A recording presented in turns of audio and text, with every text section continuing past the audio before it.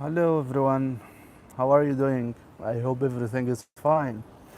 Welcome in our first live stream for a long time. I have not I have not been doing any live stream for about, let's say, 3 years. Yeah. So I hope everything is fine and you can listen to me clearly.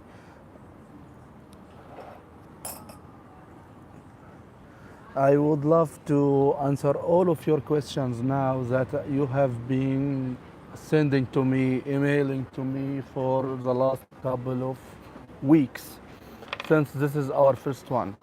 This is, since this is our first meeting. Coffee? So, during the last couple of weeks, you have been emailing us and asking us questions in the comments. And I have I have decided to make a weekly meeting with you since some of you maybe are not able to get in touch with us and schedule a consultation call, so since it is for a fee and some people don't want to pay and they want to get something for free. So in this scheduled meeting, live streaming meetings, I will be giving to you all of the free stuff and I will be answering to all of your questions and I will be happy to help any of you during this 30 minutes. So let's say that every Thursday at 13 GMT we will have a weekly meeting like this one where you can ask me questions and I can answer to all of your questions. Also, I will be answering some of the questions that we received during the week, the whole week, whether in comments on the videos or whether in email. Of course, when you reach to us on the email, you will receive an answer automatically by our brilliant, great employee Anna. But I will give more comments on this questions and on these answers. So let's start by answering some of your questions. I will go to now to the comment section on this channel and I will find every single comment that I haven't replied to or that needs a lot of explanation and I will answer all of these questions now. Make sure guys to be attending this weekly meeting with me on this channel on Thursday 13 GMT. So let's start with the first question. Jan Cox, I hope I'm pronouncing the names well and correctly. I hope no one get offended that I pronounce his name or her name incorrectly because it's my second language English and some of the names are like kind of hard to pronounce for me. Okay, so Jan said that can I get electronics like Raspberry Pi, transistors, electrical components in Georgia? Is there a developed industry like prototyping, CNCS, and so on? Okay. So Jan is asking about, I believe this is like transistor and this is like electronic stuff, like electronic materials or parts which can be used in manufacturing prototypes or some electronic devices. Well, Jan, during my time in Georgia, because I worked before as like that was maybe 15 years ago.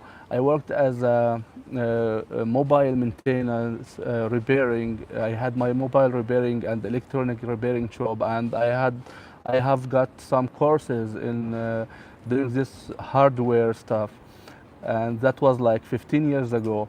and basically I work when my phone gets like needs to change a screen, or even this tablet here needs to change a battery or something. I do it myself because I have the knowledge. But when I remember that I needed to do something urgently, and there was no mobile shop opens, and I needed to get this part. I remember it was like a mobile, charging sockets. It was broken. That was maybe 3 or 4 years ago. I couldn't find like some famous, some big names which offer these electronic parts. There are some small shops, but they don't have everything. They don't have whatever you need.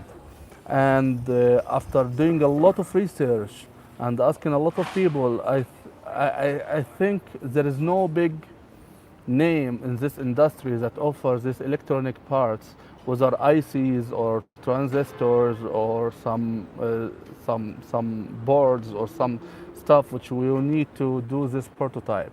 And I even after that I thought, okay, if I'm going to do another business in this country, maybe I should think about that. Maybe I should just do this wholesale big shop which has all of the this electronic parts in it, which is more mainly imported in China. Since I worked in this industry like 15 years ago in Egypt, I had a shop.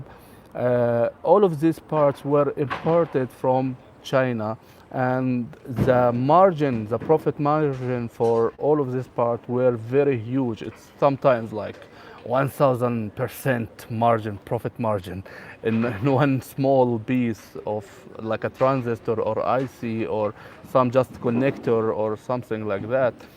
And I know there is a lot of profit in this industry there, in general, because not a lot of people like to do this maintenance stuff themselves, and it's even sometimes complicated for some people. So I think your mission will be hard, Jan, to find these transistors and stuff which will help you in general to do your prototype or something like that, to manufacture something. But there is an alternative that you can always use online service. In Georgia, when I couldn't find even something like USB connector for this microphone, for example, I always used Amazon, ordered from Amazon or AliExpress, and you get them from the post. For sure, the shipping process is more complicated since Amazon doesn't ship to Georgia directly, but you can use other assistant services like USA to Georgia, or there's something called Kiwi, I think. There are many shipping company which can help you to get whatever you want from Amazon. But yeah, so I think your mission will be very hard to find this electronic parts in the country, because I think it's not a popular thing in Georgia to fix. Most of the people, when they get their mobile just cracked or something, they go to a mobile shop, spend 100 lari or 200 lari to fix it, and then that's it.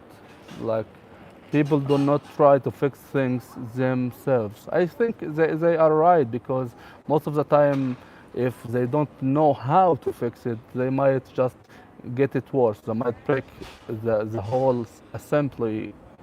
They might break the whole device, and it will be even worse. So this is for this question. Another question, he said, uh, as a resident of EU, can I apply for a job? Should I need one? Won't I won't. I'm just asking. In high demand profession senior program.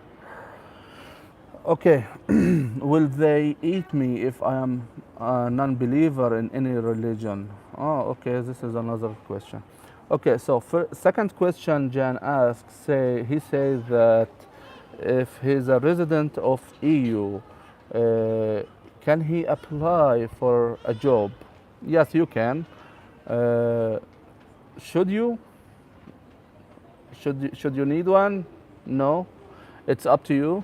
But applying for a job is, if you would like to experience the country and to get more into the culture and to know more people, make more connection. Of course, when you have a job, it will help you to do so. But if you are not having a job, you will be just communicating more with foreigners or other travelers or digital nomads in the country. But once you get a job, you get more prospects to communicate with all people, with more people, especially locals. Yeah, he says his profession is senior programmer. Yeah, yeah. Basically, I think you don't need a job like a fixed job with a salary, because most of the people who works with IT, like software engineers, programmers, or even some job which is connected to designing, web developing, or this stuff, mostly you work like as a freelancer online, or you have already your clients who just you can do the job from anywhere of in the world. So I think it's up to you. Like if you don't have enough income from working remotely and you want to get a job, yeah, programming and IT specialty is easy to find a job for in Georgia, but salaries kinda is much lower than the EU. Of course, you should understand that, because salaries in Georgia in general are low, so you shouldn't expect that you get like the same payment you get in EU for this job. He's asked the second question about will they eat me if I am a non-believer in any religion? No, you will not be eaten. Don't worry. A lot of people in Georgia now, even Georgians, are not are not believer in any atheist. Like they don't, especially young generations, they don't believe in any religion. So you will not be eaten. Don't worry. What if I don't drink alcohol? Uh, okay, if you don't drink alcohol, that's good for you, and I think it's not a problem.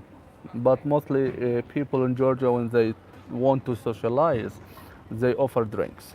If you are visiting like a Georgian local family and they want to welcome you, they will do this sobra, which means like a big table of food and a lot of drinks. Of course, alcohols, wine or beer, extra. So it's fine. Like if you don't want to drink alcohol, no one will force you to drink alcohol. How is pot in Georgia? I smoke lots of pot. Yeah, this is popular in Georgia now. I think pot, you mean like this e-cigarette stuff, like the vapes and this stuff, or pot is like, uh, yeah, I think so. Um,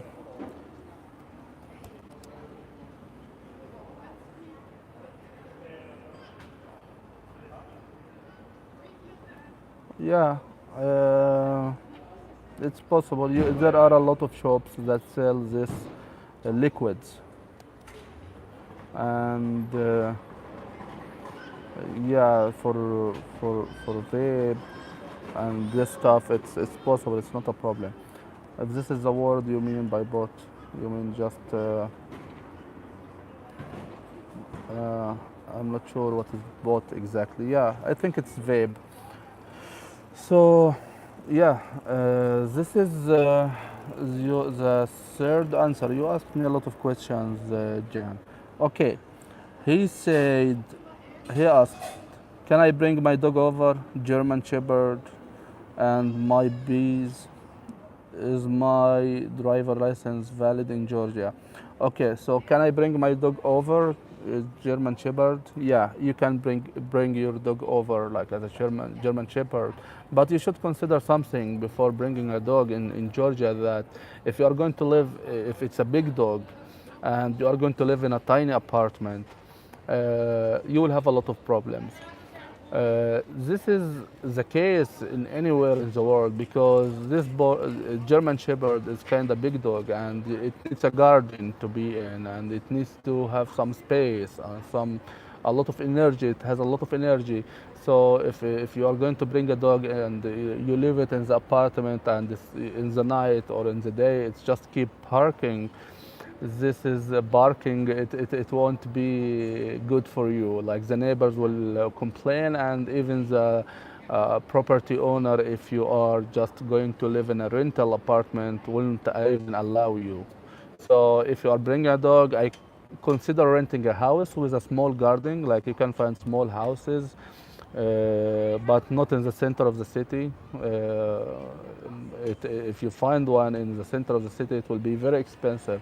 But in areas like Samgori or this part where from the center of the city till the or Tashala till the airport, you can find some small houses for affordable payments, but it's not in the center with dogs if you are going to bring dogs or any other pets. Uh, he asks as well, is my driver's license valid in Georgia? Well, guys, here is the issue about driver license. If you have a driver license and this driver license from the EU, one of the EU countries, yes, you can drive in Georgia, but you need to do and you need to translate your driving license and get it notarized. You need to translate it to Georgian. This is one of the this is the main when a traffic police stop you and they want to fine you because basically they get commission from any fines tickets they gave you, they get a commission on that. I think maybe 10% of this fine or something because this is like a reward that they are working. So some these police officers they just used to hunt foreigners. Like when they see someone who looks like a foreigner driving a car, they just to try to stop them and show me your driving license. If you show him like this EU driving license without translated version and notarized, they will just take advantage of you and they will fine you. But if this driving license is in English, I think it should be fine. In the law, you don't even need to translate it if it's written in English. But to be safe, just to translate the driving license and notarize it and keep the the notarized document with you all of the time while driving. So that should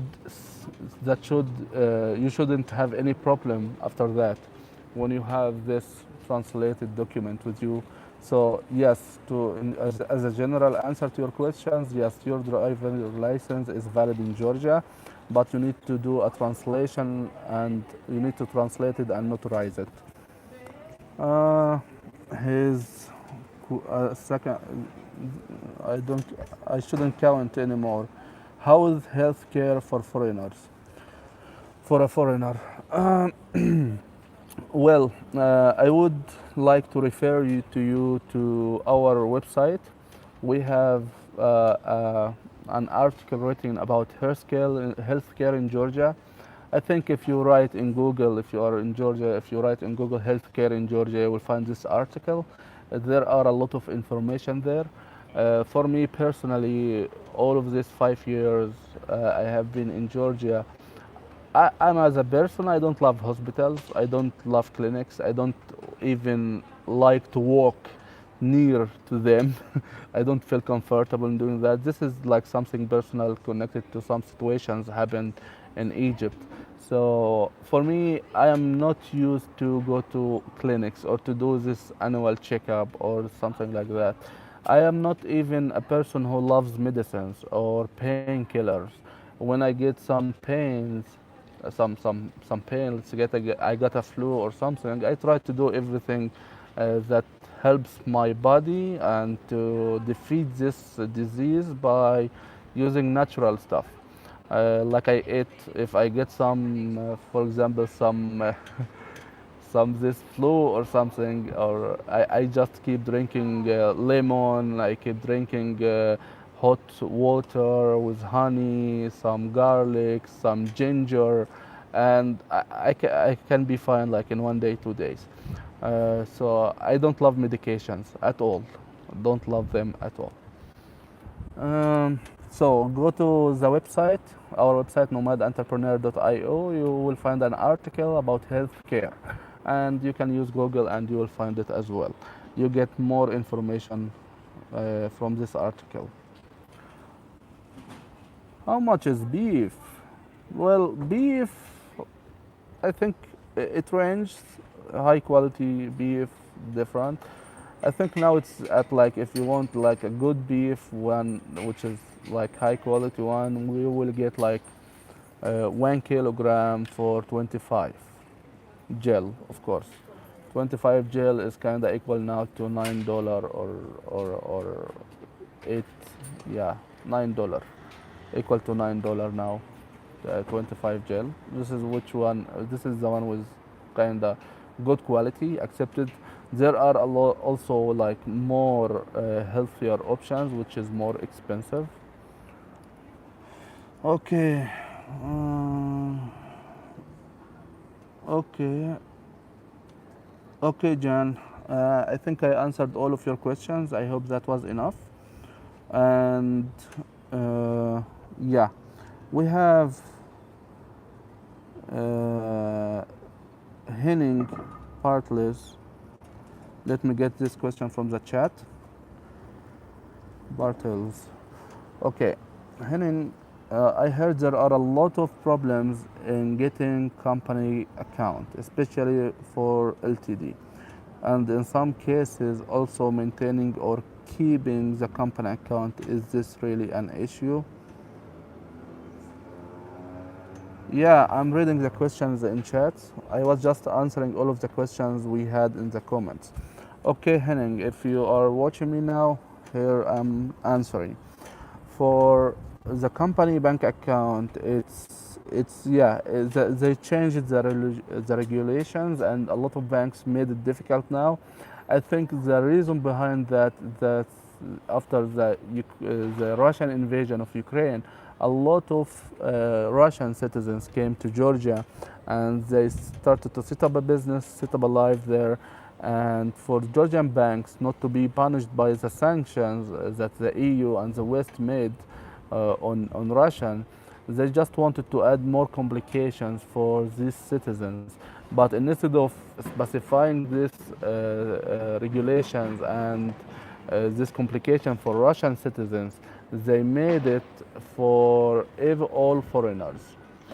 So now, yeah, if you want to open a business account for your company, you need to submit an application in the bank, pay a fixed fee in some banks, like in TBC Bank, it's like 500 lari, just a fee, which is non-refundable.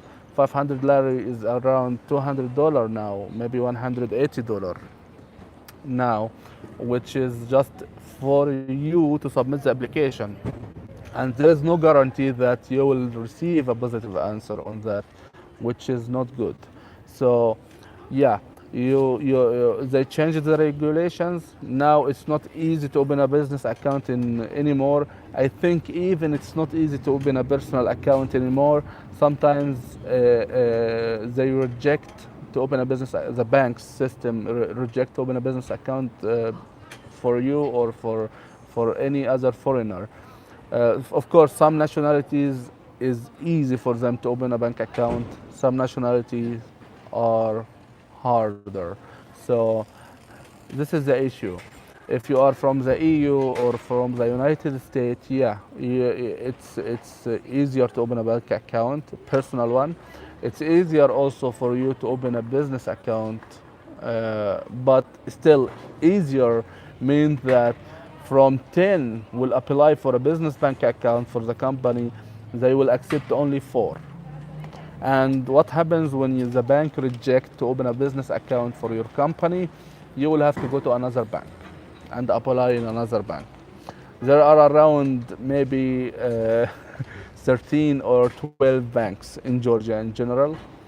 You can try to apply in each one individually until you find a bank which will accept you to open a business account for your company. So yeah, it's getting harder now to open a business account for the company, and it's even I expect that it will get more, it will become more hard. This is one thing we have been saying over the last 3 years to a lot of people: open a company, open a business account, and yeah, take advantage of this open regulation now. And a lot of people, we have helped a lot of people, hundreds of people to do so. Uh, and now it's not that easy anymore. A lot of complications, a lot of requested document needed to be submitted. And yeah, this is the current situation. Let me get another question from the comment. Yeah, we have Karen. Karen says, I want to buy a house in a small village or in the countryside, but even houses in small villages are zoned agriculture. Am I stuck living in a big city, or is there some info I'm lacking? Okay, Karen, here is the issue. Most of the lands in these villages, as you said, are marked as agricultural land, and for sure, you as a foreigner, you are not eligible to buy agricultural land or own agricultural land. But there are many ways to get around that. First way is you can just get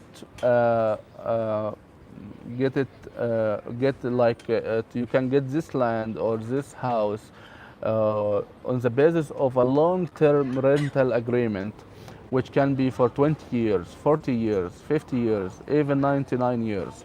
You can get such a nice house for such an agreement as a foreigner. This is one way. But of course, to make such this rental agreement and to protect your interest, because there are a lot of complication in this agreement, you need to get advised by a lawyer or attorney who have the knowledge and who can help you to do that. We at Nomad Entrepreneur, we can help you to do that, and of course we have the knowledge to do this, and yeah, we can protect your interest. So this is one way to get around this agricultural land issue. You can just get a long-term rental agreement, which will be basically for you allowing to live in this house or own it. For sure, you cannot sell it because you are not the owner, but you can live in it.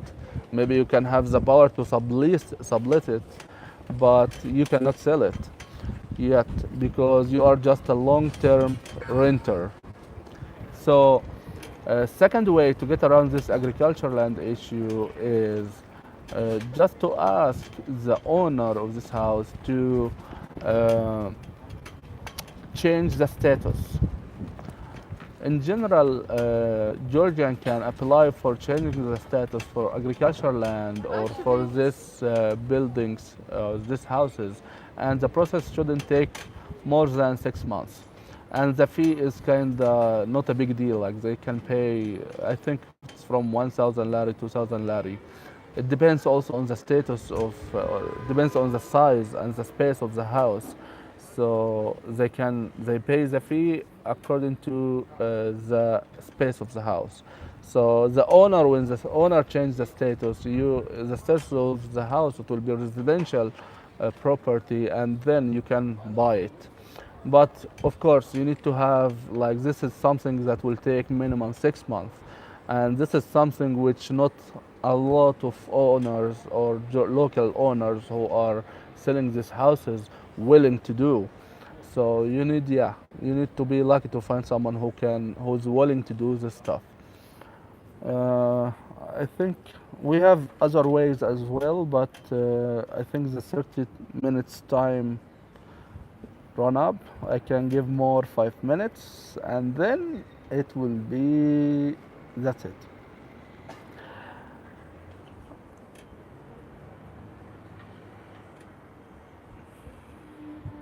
Okay, we have a question from Idnach.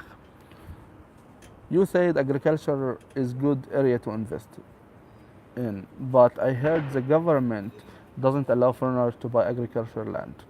Okay, Idnach, the video, guys, the video which I published first, and it was like I think the fourth video in this channel. It was in 2019. Uh, it was the title was it like was it what is it like to live in Georgia for 3 years? That was in 2019, and in 2019 the process of owning agricultural land have changed. And before, like in 2018, I think till March 2018, it was allowed, you were allowed to own agricultural land as a foreigner, but they just started to restrict owning agricultural land for foreigners. I think it was in the middle of 2019. So when you watch a video on this channel, make sure to watch it to check the date, and the recent videos have more updated information. And for that, we are uploading soon more videos. I will keep this channel alive again, and I will be in touch with you most of the time, and I hope that you will benefit from these videos. Ed also is asking, I'm an IT specialist, but planning to retire early and open agricultural research center, mainly raise bees in modular hives to produce allergies. Okay, okay, okay. Okay, so for it to open his research center, his, he needs to have a land in agriculture area. What is the best way to do that, since this owning agricultural land is forbidden? Yeah. So if you, I just answered this question in the last when I was answering Karen as well. You can go for renting, long-term rental agreement as a foreigner, and then you can have this land and you can do whatever you want with it. Um, we have another question. For a traveler, would you recommend use money in cash or in bank card? Um, of course, using bank card, Visa card is better and more safer, because if you have cash with you, you might lose it somewhere, you might just get picked up. It doesn't happen regularly in Georgia that someone, even when I lost some money, I got it back, the people brought it back to me.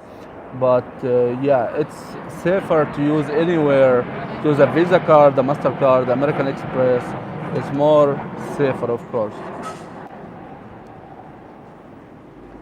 Okay, okay, okay. I think, guys, that's it for today. I will see you next week in a live video like this. If you have any questions that you need me to answer on, just make sure to comment on the videos or to watch this video now. If you didn't find your answer, comment below and I will be happy to answer it. So see you guys next week at the same time, 13 GMT Thursday. Let's get this gimbal. Okay. Let's just